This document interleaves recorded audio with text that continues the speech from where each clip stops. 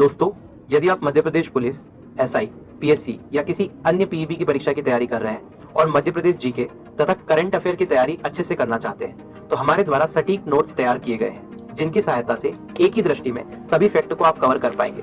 यदि आप नोट्स को परचेज करना चाहते हैं, तो इस वीडियो के डिस्क्रिप्शन में मैं आपको लिंक प्रोवाइड कर रहा हूँ, वहां से आप इन्हें परचेज कर सकते हैं। कृपया लिंक पर क्लिक करने के बाद अच्छी तरह से दी गई जानकारी को पढ़ लें, ताकि नोट्स को लेने में आपको कोई भी असुविधा।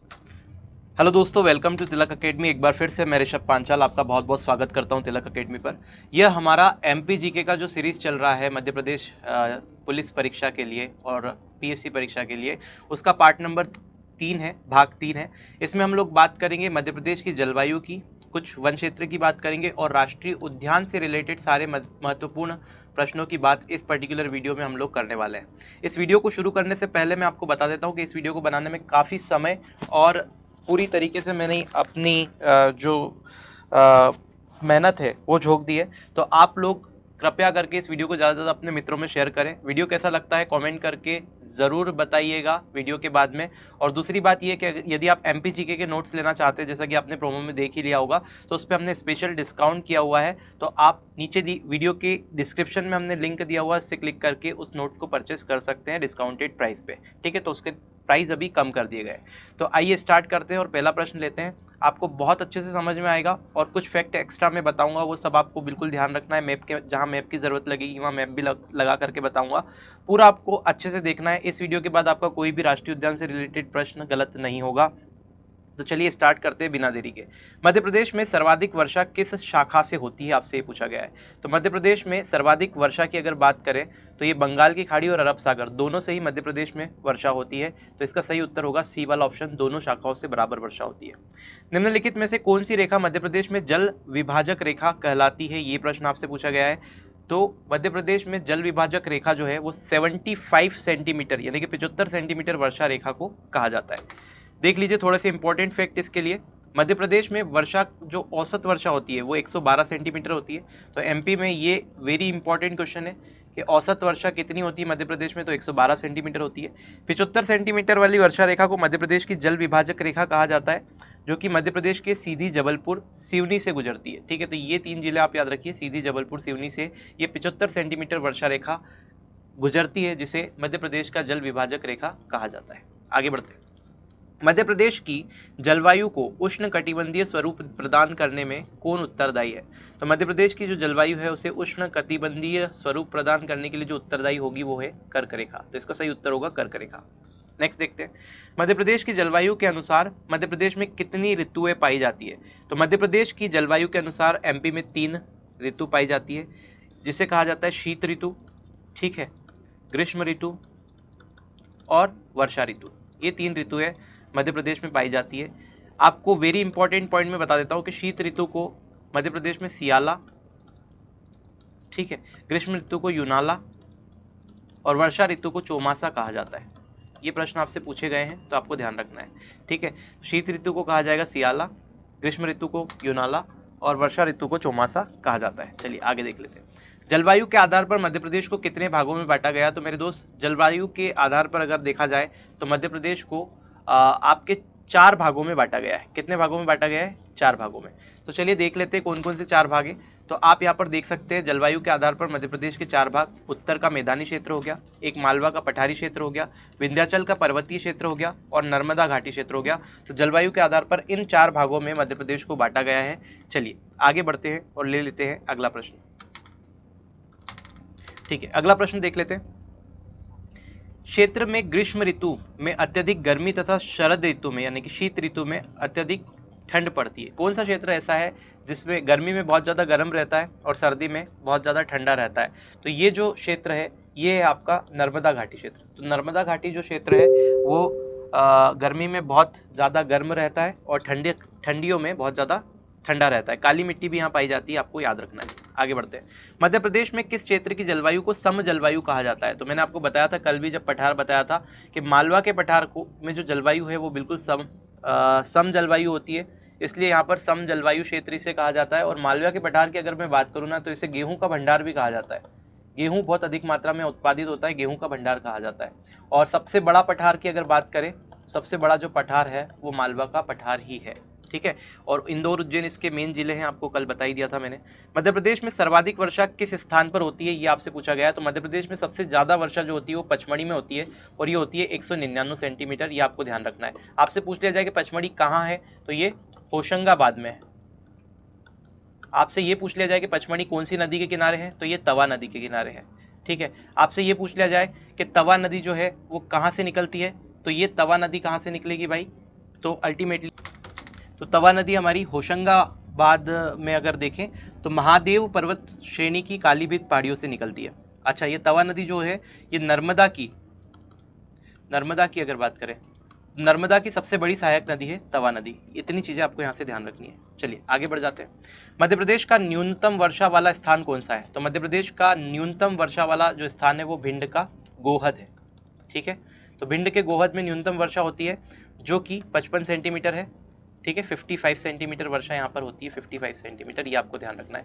सर्वाधिक वर्षा अगर पूछा जाए तो जैसे कि आपको बता ही दिया मैंने, यहाँ पर पचमढ़ी में होती है। चलिए आगे बढ़ जाते हैं।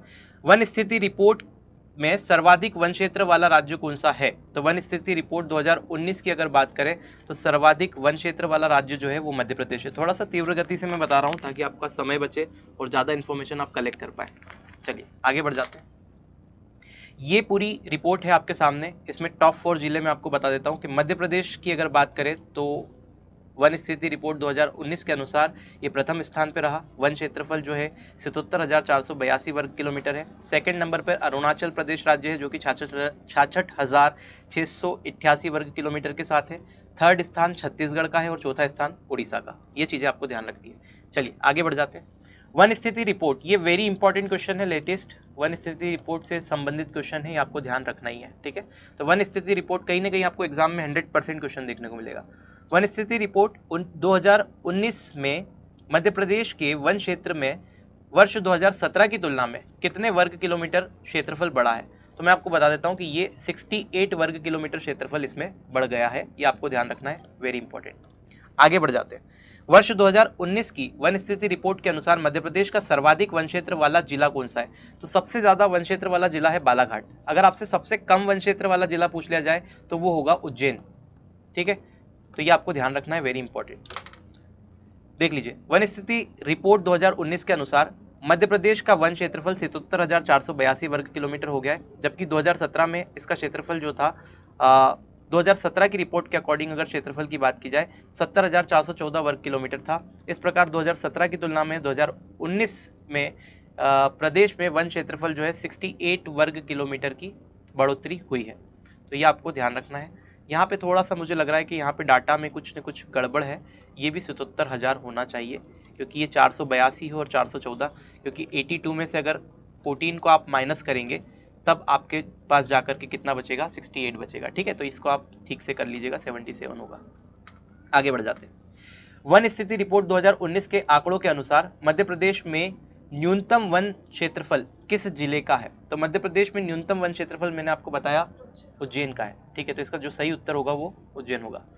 निम्न में से किस प्रकार के वन में शासन का कठोर नियंत्रण होता है, तो देखिए जो आरक्षित वन होते हैं उसमें शासन का कठोर नियंत्रण होता है, ठीक है। सागौन वगैरह के वन जो होते हैं, वृक्ष जो होते हैं वो आरक्षित वन के अंदर आते हैं। आगे बढ़ जाते हैं। मध्य प्रदेश वन विकास निगम की स्थापना कब की गई थी, तो मेरे दोस्त मध्य प्रदेश वन विकास निगम की अगर स्थापना की बात करें तो ये 1975 में की गई थी, यानी कि 1975 में की गई थी। वेरी इंपॉर्टेंट क्वेश्चन, याद रखिएगा। वन अनुसंधान संस्थान देहरादून का क्षेत्रीय कार्यालय मध्य प्रदेश में कौन से स्थान पर है, तो ये है हमारे जबलपुर के अंदर। वेरी इंपॉर्टेंट क्वेश्चन, फिर से याद रखिएगा। एक भी क्वेश्चन ऐसा नहीं है जो एग्जाम की दृष्टि से इंपॉर्टेंट नहीं है, बहुत इंपॉर्टेंट है। काफी समय देने के बाद मैंने क्वेश्चन को कलेक्ट किया है, प्रीवियस एग्जाम में आए हुए क्वेश्चन है, और जो बहुत महत्वपूर्ण क्वेश्चन है सारे वही सिर्फ, ठीक है, फालतू का कुछ भी नहीं। और इस वीडियो को देखने के बाद अगर 25 मिनट का वीडियो, 20 मिनट का वीडियो, तो आपको कम से कम 1 घंटे जितना आप पढ़ेंगे, 2 घंटे पढ़ेंगे, उतना इन्फॉर्मेशन आप यहाँ से लेके जाएंगे। आगे बढ़ते हैं। मध्य प्रदेश में वन प्रबंधन शिक्षा केंद्र कहाँ पर स्थित है, तो मध्य प्रदेश में वन प्रबंधन शिक्षा केंद्र की अगर बात की जाए तो ये बालाघाट में स्थित है। इसका सही उत्तर होगा बालाघाट। वनों का 100% राष्ट्रीयकरण करने वाला कौन सा प्रदेश जो है वो फर्स्ट है हमारा, मतलब वनों का 100% राष्ट्रीयकरण करने वाला प्रदेश कौन सा है, इस तरह से पूछा गया है। तो ये जो है ये हमारा प्यारा मध्य प्रदेश ही है। सबसे अधिक आरक्षित वन किस वन वृत्त में आते हैं? कौन सा वन वृत्त ऐसा है जिसमें सबसे ज्यादा आरक्षित वन आते हैं? तो इसका सही उत्तर होगा खंडवा। खंडवा में सबसे ज्यादा आरक्षित वन आते हैं। अगला प्रश्न देख लेते हैं। किस वृक्ष की लकड़ी से कत्था प्राप्त होता है?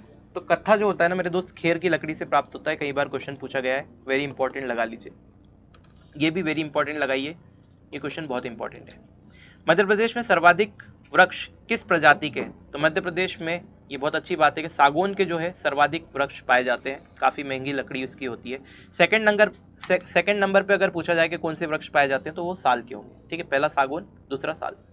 तेंदुपत्ता उत्पादन करने वाला प्रथम राज्य कौन सा है? तो तेंदुपत्ते का उत्पादन करने वाला पहला राज्य जो है वो अपना मध्य प्रदेश है। आगे बढ़ते हैं। तेंदुपत्ते का उपयोग क्यों किया जाता है? किसमें किया जाता है, किसमें होता है? तो ये बीड़ी बनाने में होता है। ठीक है, जो कि गांव में आपने देखा होगा पी जाती है बहुत ज़्यादा। ठीक है, आगे बढ़ जाते हैं। मध्य प्रदेश में भारतीय वन प्रबंधन संस्थान कहाँ स्थित है? वेरी इंपॉर्टेंट और favourite question of PEB, that is in Bhopal.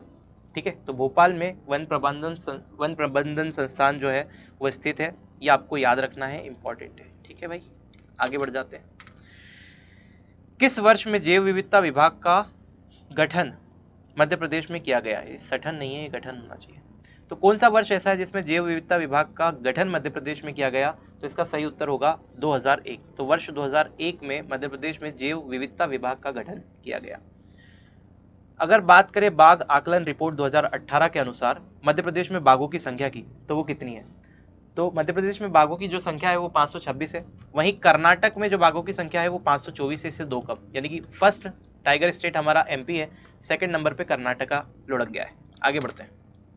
विश्व बाघ दिवस याद रखिएगा, इंपॉर्टेंट फैक्ट, 29 जुलाई को मनाया जाता है। वेरी इंपॉर्टेंट लगा लीजिए, इस पे अलग से इसीलिए डाला हुआ है मैंने कि विश्व बाघ दिवस 29 जुलाई को मनाया जाता है, आपको याद रखना है। बाघ आकलन रिपोर्ट 2018 के आंकड़ों के अनुसार मध्य प्रदेश में देश के लगभग कितने प्रतिशत बाघ पाए जाते हैं? कितने परसेंट देश के बाघ पाए जाते हैं? तो ये जो है 18% है। तो पूरे देश के 18% बाघ केवल मध्य प्रदेश में पाए जाते हैं। अच्छा खासा नंबर, ठीक है, क्योंकि टाइगर स्टेट है। आगे बढ़ते हैं। नवीनतम बाघ आकलन रिपोर्ट के अनुसार मध्य प्रदेश में सर्वाधिक बाघ किस राष्ट्रीय उद्यान में है? तो ये है हमारे कान्हा-किसली में। देखिए, अगर आपसे पूछा जाए सर्वाधिक बाघ किस राष्ट्रीय उद्यान में है, तो कान्हा-किसली में है। अगर आपसे ये पूछा जाए कि सबसे ज्यादा बाघ घनत्व किसमें है, तब आपको बांधवगढ़ लगाना है। सबसे ज्यादा बाघों का घनत्व बांधवगढ़ राष्ट्रीय उद्यान में है, जबकि सबसे ज्यादा बाघों की संख्या कान्हा-किसली राष्ट्रीय उद्यान में है। कान्हा-किसली राष्ट्रीय उद्यान कब बना? तो ये होगा 1955 में। आपसे पूछा जाए बांधवगढ़ राष्ट्रीय उद्यान की स्थापना कब हुई, तो ये हो जाएगा 1968 में। ये भी प्रश्न पूछे गए, वेरी इंपॉर्टेंट। ठीक है भाई, तो ये आपको ध्यान रखना है। ऐसे ही आपसे पूछ लिया जाए सतपुड़ा की अगर बात कर ली जाए तो ये 1981 में, और पेच की बात की जाए तो यहाँ पर अगर पेच की बात की जाए तो ये भी हो जाएगा 1983 में। ठीक है, बना राष्ट्रीय उद्यान, तो ये आपको ध्यान रखना है। अगला प्रश्न ले लेते हैं। विश्व की पहली टाइगर सफारी मध्य प्रदेश में किस जिले में स्थापित की गई? तो विश्व की पहली जो टाइगर सफारी है वो मध्य प्रदेश के सतना जिले में स्थापित की गई। ये वेरी इंपॉर्टेंट है, बहुत ज़्यादा इंपॉर्टेंट प्रश्न है, अति महत्वपूर्ण लगा लीजिए, अति अति अति महत्वपूर्ण। आपसे किसी न किसी शिफ्ट में प्रश्न जरूर कहीं ना कहीं देखने को मिलेगा। विश्व का पहला गो अभ्यारण्य मध्य प्रदेश में किस जिले में स्थापित किया गया? तो ये हमारे आगर मालवा जिले में स्थापित किया गया। अच्छा, ये आगर मालवा जिला जो है वो शाजापुर से अलग होकर बना था, ये मैं आपको बता देता हूँ। दूसरी बात, ये जो गो अभ्यारण्य है मध्य प्रदेश का, जो विश्व का पहला गो अभ्यारण्य है, ये 2012 में स्थापित किया गया। ठीक है, और ये नवीनतम अभ्यारण्य है, सबसे नया अभ्यारण्य। अगर आपसे ये पूछा जाए कि सबसे पुराना अभ्यारण्य कौन सा है, तो वो खिवनी अभ्यारण्य है, जो कि देवास में पड़ता है। ठीक है, तो ये आपको ध्यान रखना है, और बस इतनी चीजें आप यहाँ से ध्यान रखें, बाकी तो ठीक है। चलिए आगे बढ़ जाते हैं। मध्य प्रदेश में कुल कितने राष्ट्रीय उद्यान है? देखिए, मध्य प्रदेश में अगर मैं बात करूं तो कुल 12 राष्ट्रीय उद्यान है, जिसमें से अगर बात करें तो 2004 में ये जो ओंकारेश्वर राष्ट्रीय उद्यान है, ये खंडवा में प्रस्तावित है। तो वर्तमान में अगर पूछा जाए कि मध्य प्रदेश में कितने राष्ट्रीय उद्यान है, तो आपको 12 लगाना है। ठीक है, क्योंकि 2004 से प्रस्तावित है। और अगर बात की जाए कि अभी कितने ओवरऑल है वर्किंग में, तो ये 11 है। ठीक है, और ये एक प्रस्तावित है 12वां। थोड़ी सी इसकी जानकारी मैं आपको बता देता हूँ। तो देखिए, मैं राष्ट्रीय उद्यानों की बात कर रहा था, तो वर्तमान में राष्ट्रीय उद्यान की संख्या अगर पूछी जाए तो वो आपको देखना है 12 है। ठीक है, जिसमें से 11 तो निर्मित है और एक जो है राष्ट्रीय उद्यान प्रस्तावित है। अब ये एक राष्ट्रीय उद्यान जो प्रस्तावित है ये कौन सा है, ये ओंकारेश्वर राष्ट्रीय उद्यान है जो कि खंडवा में प्रस्तावित है सन 2004 से, इसलिए इसे इंक्लूड किया गया है। ठीक है भाई, अब मैं आपको बता देता हूँ कि ये 11 राष्ट्रीय उद्यान में से अगर बात की जाए, इनमें से अगर मैं बात करूँ, ये जो 11 राष्ट्रीय उद्यान है तो इसमें से 6 राष्ट्रीय उद्यान तो ऐसे हैं जो कि टाइगर रिजर्व है, टीआर टाइगर रिजर्व यानी कि बाघ आरक्षित है। अब ये 6 राष्ट्रीय उद्यान जो बाघ आरक्षित है ये कौन कौन से है, तो पन्ना राष्ट्रीय उद्यान, संजय राष्ट्रीय उद्यान, बांधवगढ़ राष्ट्रीय उद्यान, कान्हा-किसली राष्ट्रीय उद्यान, पेंच राष्ट्रीय उद्यान, सतपुड़ा और सतपुड़ा राष्ट्रीय उद्यान। ये मैंने सर्कल गलत कर दिया है, तो ये 6 आप देख रहे हैं, पन्ना, संजय, बांधवगढ़ 3 हो गए, कान्हा-किसली 4, पेंच 5 और सतपुड़ा 6। ये 6 राष्ट्रीय उद्यान जो है आपको दिखाई दे रहे हैं यहाँ पर, इसको अगर मैं हटा दूँ, इसको कैंसिल कर दीजिएगा ओंकारेश्वर को, ठीक है। तो ये 6 राष्ट्रीय उद्यान हमारे टाइगर रिजर्व के अंतर्गत आते हैं, बाघ आरक्षित के अंतर्गत आते हैं, प्रोजेक्ट टाइगर के, ठीक है। तो ये प्रोजेक्ट टाइगर की शुरुआत कब हुई थी, तो 1973 से हुई थी, ये भी आपको ध्यान रखना है। अब आप एग्जैक्ट सिचुएशन मैप में देख सकते हैं कि कौन से ये 12 जो राष्ट्रीय उद्यान है वो कहाँ कहाँ स्थित है। तो अगर मैं बात करूँ पालपुर कुनो की, तो ये पालपुर कुनो जो राष्ट्रीय उद्यान है, कुनो पालपुर के नाम से जो जाना जाता है, ये सबसे लेटेस्ट यानी कि सबसे नया बना हुआ राष्ट्रीय उद्यान है जो कि 14 दिसंबर 2018 को बनाया गया।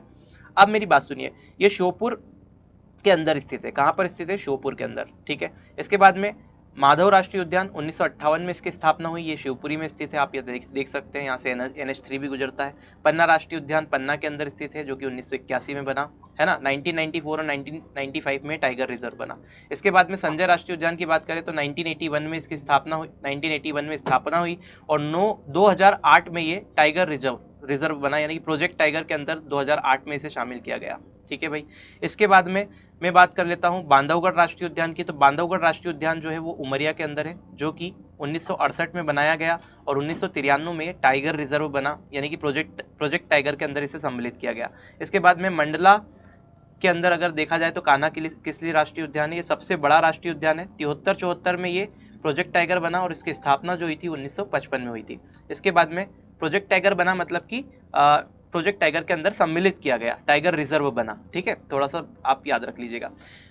अब अगर बात करें पेंच राष्ट्रीय उद्यान की, तो ये छिंदवाड़ा और सिवनी में फैला हुआ है, तो ये पेंच राष्ट्रीय उद्यान की जब बात होगी तो ये सिवनी छिंदवाड़ा के अंदर आएगा। अगर सिवनी ऑप्शन में तो आप लगाएंगे, छिंदवाड़ा केवल ऑप्शन में है तो आप वो लगाएंगे, ठीक है। अगर दोनों होंगे तो दोनों ही होंगे, ठीक है, कभी भी ऐसा छिंदवाड़ा और सिवनी दोनों देके नहीं रखेगा, है ना, दोनों देगा तो पेयर में देके रखेगा, छिंदवाड़ा और सिवनी। तो पेंच राष्ट्रीय उद्यान जो बना था वो 1975 में बना, 1992-93 में ये प्रोजेक्ट टाइगर के अंदर सम्मिलित किया गया। इसके बाद में अगर सतपुड़ा राष्ट्रीय उद्यान की बात की जाए तो सतपुड़ा राष्ट्रीय उद्यान जो है ये 1981 में बना और 1999-2000 में प्रोजेक्ट टाइगर के अंतर्गत सम्मिलित किया गया, ठीक है। ये थोड़ा सा पेंच राष्ट्रीय उद्यान में करेक्शन आप कर लीजिएगा, 1975 की जगह से 1983 में कर लीजिएगा कि राष्ट्रीय उद्यान ये 1983 में बना था, ठीक है। चलिए, और ओंकारेश्वर राष्ट्रीय उद्यान की बात कर लेते हैं, तो ये खंडवा में स्थित है ना, और 2004 से प्रस्तावित मैंने आपको बता दिया, और धार के अंदर जो है वो डायनासोर राष्ट्रीय उद्यान है, तो ये आपको ध्यान रखना है। तो ये पूरे 12 राष्ट्रीय उद्यान के बारे में मैंने पूरी पिक्चर आपको समझा दी है। अब क्वेश्चन ऑब्जेक्टिव देख लेते हैं फटाफट से, ये सब हटा करके। मध्य प्रदेश में कुल राष्ट्रीय उद्यानों की संख्या ये रही 12। इसके बाद में मैंने आपको बता ही दिया कि जो निर्मित है वो 11 हैं और एक प्रस्तावित मैंने आपको बता दिया। मध्य प्रदेश का वह एकमात्र राष्ट्रीय उद्यान कौन सा है जहां पर ब्रेडरी प्रजाति का बारहसिंगा पाया जाता है, तो ये कान्हा-किसली राष्ट्रीय उद्यान है जहां ब्रेडरी प्रजाति का बारहसिंगा पाया जाता है, ठीक है भाई। तो ये कान्हा-किसली राष्ट्रीय उद्यान आपको ध्यान रखना है। अच्छा, यहाँ पर इसका जो शुभंकर है वो भूर सिंह द बारहसिंगा है, कान्हा-किसली का। ये आपसे पूछा जा सकता है कि कान्हा-किसली राष्ट्रीय उद्यान का एक मेस्कोट है जिसे शुभंकर कहा जाता है और वो भूर सिंह द बारहसिंगा है, और इस शुभंकर को रोहन चक्रवर्ती ने डिजाइन किया है। ये भी प्रश्न आपसे पूछा जा सकता है, किसने डिजाइन किया है, रोहन चक्रवर्ती ने। चलिए आगे बढ़ जाते हैं। एक छोटा सा और बता देता हूँ कि बंजर और सुपर्ण और हेलान करके जो नदियां हैं वो भी इस राष्ट्रीय उद्यान में प्रवाहित होती है, कान्हा-किसली में। आगे बढ़ जाते हैं, अगला प्रश्न देख लेते हैं। अगला प्रश्न आपको दे रखा है, निम्नलिखित में से किस जिले में काले हिरण कृष्ण मृग के आवास के लिए प्रदेश का पहला कंजर्वेशन रिजर्व स्थापित किया जाएगा, तो इसका जो सही उत्तर होगा वो होगा शाजापुर। आगे बढ़ते हैं। प्रदेश का प्रथम जीवाश्म राष्ट्रीय उद्यान कहां पर स्थित है, तो प्रदेश का प्रथम जीवाश्म राष्ट्रीय उद्यान जो है वो डिंडोरी में स्थित है, ठीक है, तो इसका सही उत्तर होगा डिंडोरी। मगर तथा घड़ियालों का संरक्षण कहाँ किया जा रहा है, तो मगर और घड़ियालों का जो संरक्षण है वो बेनगंगा पेच में नहीं है, महानदी ताप्ती में नहीं है, नर्मदा ताप्ती में भी नहीं है, ये है चंबल और सोन नदी में। ठीक है, मैं आपको बता देता हूँ घड़ियालों की संख्या जो है वो चंबल जो अभ्यारण्य है उसमें सर्वाधिक पाई गई है। ठीक है, तो ये आपको लेटेस्ट क्वेश्चन याद रखना है। प्रोजेक्ट टाइगर के अंतर्गत कौन सा राष्ट्रीय उद्यान शामिल नहीं है? तो प्रोजेक्ट टाइगर के अंतर्गत पन्ना आता है, पेच आता है, बांधवगढ़ आता है, मैंने आपको बताया। माधव शामिल नहीं है, तो माधव इसका सही उत्तर होगा। माधव राष्ट्रीय उद्यान जो है वो शिवपुरी में स्थित है, तो आपको ध्यान रखना है। ठीक है, और माधव राष्ट्रीय उद्यान की कुछ इंपॉर्टेंट बातें मैं बता देता हूँ कि यहाँ से NH3 गुजरता है, पहली इंपॉर्टेंट बात तो ये आपको ध्यान रखनी है। और जॉर्ज कोसल भवन जो है वो माधव राष्ट्रीय उद्यान में है, और सांख्यराज सागर झील इस राष्ट्रीय उद्यान में स्थित है। इसके बाद में और इंपॉर्टेंट एक पॉइंट देख लेते हैं कि मनिहार नदी जो है इस राष्ट्रीय उद्यान से होकर बहती है, ये आपको ध्यान रखना है। चलिए आगे बढ़ जाते हैं। टाइगर प्रोजेक्ट योजना सर्वप्रथम मध्य प्रदेश में किस राष्ट्रीय उद्यान में लागू की गई थी? तो ये कान्हा-किसली में लागू की गई थी 1973-74 में। ठीक है, ये आपको ध्यान रखना है। मध्य प्रदेश का कौन सा राष्ट्रीय उद्यान 32 पहाड़ियों से घिरा हुआ है? तो ये इसका सही उत्तर होगा Bandhavgarh. Very important question, Bandhavgarh जो है वो 32 पहाड़ियों से घिरा हुआ है। रेप्टाइल पार्क कहाँ स्थित है? तो ये very very very very important question कई बार पूछा गया है, MPPB का फेवरेट क्वेश्चन। ये जो है पन्ना में स्थापित है रेप्टाइल पार्क। आगे बढ़ जाते हैं। राज्य का एकमात्र जिला जिसमें सफेद शेर पाए जाते हैं ये है रीवा। रीवा जो है राज्य का एकमात्र जिला है जहां पर सफेद शेर पाए जाते हैं। व्हाइट टाइगर सफारी की अगर बात की जाए तो सतना में मैंने आपको बताया था, तो सफारी सतना में और रीवा में सबसे ज्यादा सफेद शेर। आगे बढ़ते हैं। मध्य प्रदेश के किस राष्ट्रीय उद्यान में पहाड़ की चोटी पर जॉर्ज कोसल भवन है? अभी मैंने बताया कि जॉर्ज कोसल भवन भाई कहाँ मिलेगा, तो ये माधव राष्ट्रीय उद्यान में मिलेगा। ठीक है, तो इसका सही उत्तर है माधव राष्ट्रीय उद्यान। आगे बढ़ते हैं।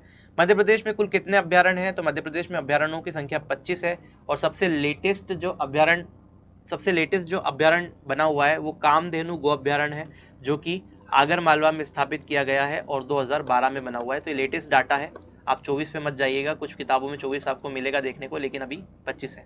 ठीक है भाई। और सबसे पुराना अगर देखे जाए तो खिवनी अभ्यारण्य है सबसे पुराना, जो कि देवास में है, मैंने आपको बता दिया, और इसकी स्थापना 1955 में हुई थी। ये वीडियो बनाने में काफ़ी समय मैंने दिया है, और एक एक चीज़ कवर हो जाए और सारे फैक्ट यहाँ पे कवर हो जाए, इस तरह से इस वीडियो को बनाया गया है। इस वीडियो को ज़्यादा से ज़्यादा अपने दोस्तों में शेयर ज़रूर कीजिएगा ताकि हमारे मनोबल को आप बढ़ा सकें। और दूसरी बात कि मैं पूरी तरीके से आपकी मदद करने में लगा हुआ हूँ, आप पूरी शिद्दत के साथ आपकी मदद कर रहा हूँ बिना 1 रुपया लिए, लेकिन आपसे सिर्फ इतनी ही रिक्वेस्ट करता हूँ कि आप वीडियो को शेयर करें। ठीक है, तो आप ज़्यादा से ज़्यादा वीडियो को शेयर करें अपने दोस्तों में, तो थोड़ा सा आप भी कर्तव्य निष्ठा अपनी दिखाइए, वीडियोस को शेयर कीजिए। चलिए आगे बढ़ते हैं। मध्य प्रदेश में सोन चिड़िया का संरक्षण किस अभ्यारण्य में किया गया है? तो मध्य प्रदेश में सोन चिड़िया का संरक्षण घाटी गांव और करेरा दोनों ही अभ्यारण्य में किया गया है। घाटी गांव अभ्यारण्य जो है वो ग्वालियर में स्थित है, और करेरा अभ्यारण्य की बात की जाए तो ये शिवपुरी में स्थित है। ये आपसे पूछा जा सकता है कौन सा कहाँ है, ये याद रखिएगा। इसका सही उत्तर होगा सी, यानी कि दोनों। मध्य प्रदेश का सबसे छोटा अभ्यारण्य कौन सा है? तो ये राला मंडल जो अभ्यारण्य है वो मध्य प्रदेश का सबसे छोटा अभ्यारण्य है। पूछ ले कहाँ है, तो ये इंदौर में स्थित है। आपसे सेलाना अभ्यारण्य पूछ ले कि कहाँ है, तो ये रतलाम में स्थित है। ठीक है, ओरछा आपको पता ही है, निवाड़ी के अंदर है, निवाड़ी या टीकमगढ़ आप कह सकते हैं। ठीक है, और चलिए आगे बढ़ जाते हैं। मध्य प्रदेश का सबसे छोटा राष्ट्रीय उद्यान कौन सा है? तो मध्य प्रदेश का सबसे छोटा राष्ट्रीय उद्यान जो है वो हमारा आपका बन जाएगा फॉसिल राष्ट्रीय उद्यान। ठीक है, तो इसका जो सही उत्तर होगा ये फॉसिल राष्ट्रीय उद्यान होगा। अब ये फॉसिल राष्ट्रीय उद्यान जीवाश्म राष्ट्रीय उद्यान है कहाँ? तो ये डिंडोरी में स्थित है। ठीक है भाई, तो ये आपको ध्यान रखना है। चलिए आगे बढ़ते हैं। मध्य प्रदेश में कौन सा अभ्यारण्य जंगली भैंसा के लिए राष्ट्रीय उद्यान हेतु प्रस्तावित है? तो कौन सा अभ्यारण्य ऐसा है जो जंगली भैंसे के लिए राष्ट्रीय उद्यान के लिए प्रस्तावित है? ये है हमारा पन्ना राष्ट्रीय उद्यान, इसको आपको ध्यान रखना है। ठीक है, तो भैंसे को पन्ने पे बिठाना आपको याद रखिएगा। आगे बढ़ते हैं। मध्य प्रदेश के किस राष्ट्रीय उद्यान का पुराना नाम डुबरी है? तो जो पुराना नाम डुबरी है वो है हमारे संजय राष्ट्रीय उद्यान का। अच्छा, संजय राष्ट्रीय उद्यान की स्थापना आपसे पूछी जाए तो 1981 में हुई थी। आपसे ये पूछा जाए कि संजय राष्ट्रीय उद्यान जो है प्रोजेक्ट टाइगर में कब शामिल किया गया, तो ये 2008 में शामिल किया गया। आपसे ये पूछा जाए कि संजय राष्ट्रीय उद्यान को छत्तीसगढ़ में क्या कहा जाता है, छत्तीसगढ़ में इसका नाम क्या है, तो ये गुरु घासीदास राष्ट्रीय उद्यान के नाम से छत्तीसगढ़ में जाना जाता है। ठीक है, तो ये संजय राष्ट्रीय उद्यान के बारे में आपको इतनी चीजें ध्यान रखनी है कि गुरु घासीदास राष्ट्रीय उद्यान के नाम से छत्तीसगढ़ में जाना जाता है। चलिए आगे बढ़ते हैं। मध्य प्रदेश में पहली वन नीति कब बनी थी? तो मध्य प्रदेश में पहली वन नीति जो बनी थी वो बनी थी 1952 में। ये भी वेरी इंपॉर्टेंट क्वेश्चन है, याद रखिएगा। आगे बढ़ते हैं। बांधवगढ़ राष्ट्रीय उद्यान किस वर्ष स्थापित किया गया था? मैंने आपको बता दिया 1968 में ये स्थापित किया गया था। अगर आपसे ये पूछा जाता है कि बांधवगढ़ राष्ट्रीय उद्यान को टाइगर रिजर्व के अंदर कब सम्मिलित किया गया, तो इसका जो सही उत्तर होगा वो होगा 1993। तो इसका सही उत्तर होगा 1993। ठीक है, चलिए आगे बढ़ जाते हैं। मध्य प्रदेश का सबसे बड़ा राष्ट्रीय उद्यान कौन सा है? तो मध्य प्रदेश का सबसे बड़ा राष्ट्रीय उद्यान जो है वो कान्हा किसली राष्ट्रीय उद्यान है। ये चीज आपको ध्यान रखनी है। ठीक है भाई, तो यहाँ पर ये वीडियो खत्म होता है। अगर आपसे पूछा जाए कि इसका एरिया कितना है, तो ये 940 स्क्वायर किलोमीटर में फैला हुआ है। ये भी आपको चीजें ध्यान रखनी है। ठीक है, और मंडला और बालाघाट तक ये विस्तृत है, ये आपको याद रखना है। मेनली अगर पूछा जाए तो मंडला लगाना है। ठीक है, पूछा जाता है कि कहाँ स्थित है, तो मंडला। मंडला ऑप्शन में नहीं है तो बालाघाट ठोक के आ जाना। ठीक है, बॉर्डर पे है, ये आपको ध्यान रखना है। तो आई होप ये वीडियो आपको बहुत पसंद आएगी और गारंटी मैं देता हूं कि एग्जाम में इससे प्रश्न बनेंगे और ये बहुत ही ज़्यादा उपयोगी आप लोगों के लिए सिद्ध होगी। अगर आप ये देखते हैं तो आपको बहुत ज़्यादा इससे फ़ायदा मिलेगा। दूसरी बात ये है कि कम टाइम में आपको ज़्यादा जानकारी इससे सीखने को मिलेगी और सटीक जानकारी आपको मैंने देने की कोशिश की है। जितने भी इंपॉर्टेंट फैक्ट है वो भी कवर करने की कोशिश की है। वापस से याद दिला देता हूँ कि अगर आप नोट्स को परचेस करना चाहते हैं हमारे द्वारा बनाए गए, जो कि बहुत शानदार तरीके से हमने प्रिपेयर किए हैं। करंट अफेयर के भी नोट्स आपको शानदार तरीके से देखने को मिलेंगे। सारे इंपॉर्टेंट पॉइंट और फैक्ट मैंने उसमें कवर किए हैं। तो इस वीडियो के डिस्क्रिप्शन में उसका लिंक दे रहा हूँ, वहाँ से क्लिक करके आप डाउनलोड कर सकते हैं, परचेस कर सकते हैं। एक छोटा सा रिक्वेस्ट है कि अगर आप पेमेंट करते हैं तो पेमेंट करने के बाद में पेज पर बने रहें, उसे स्किप या कैंसिल ना करें, क्योंकि अगर आप स्किप या कैंसिल कर देते हैं तो प्रॉब्लम ये आएगी कि आपको वो लिंक नहीं मिल पाएगी नोट्स को डाउनलोड करने में, फिर आपको फ़ोन करना पड़ेगा। ठीक है, तो मैं नहीं चाहता कि आप परेशान हों, आप वहीं पेज पर बने रहें और ताकि आपको लिंक मिले, आप डाउनलोड कर पाएँ। तो चलिए भाई, इतना ही रखते हैं। और एक छोटी सी इन्फॉर्मेशन और दे देता हूँ कि जिन लोगों को रीजनिंग और मैथ्स की वीडियो की रिक्वायरमेंट है तो बहुत जल्दी कोशिश करेंगे भाई, जितना समय मिल पाता है कि कुछ वीडियोस और आपके लिए डाली जाए। ठीक है, बाकी आप कमेंट करके बताते रहिएगा। मिलते हैं नेक्स्ट वीडियो में, तब तक के लिए जय हिंद। दोस्तों, यदि आपको वीडियो पसंद आती है तो चैनल को सब्सक्राइब करके बेल आइकन पे जरूर प्रेस कीजिएगा। आप हमें टेलीग्राम और इंस्टाग्राम पर भी दी गई लिंक के माध्यम से फॉलो कर सकते हैं। यदि आप अपना सहयोग चैनल को किसी भी माध्यम से प्रोवाइड करना चाहते हैं तो आप पेटीएम या किसी यूपीआई माध्यम के थ्रू 8319645514 पर अपना सहयोग प्रदान कर सकते हैं। मिलते हैं नेक्स्ट वीडियो में, तब तक के लिए जय हिंद।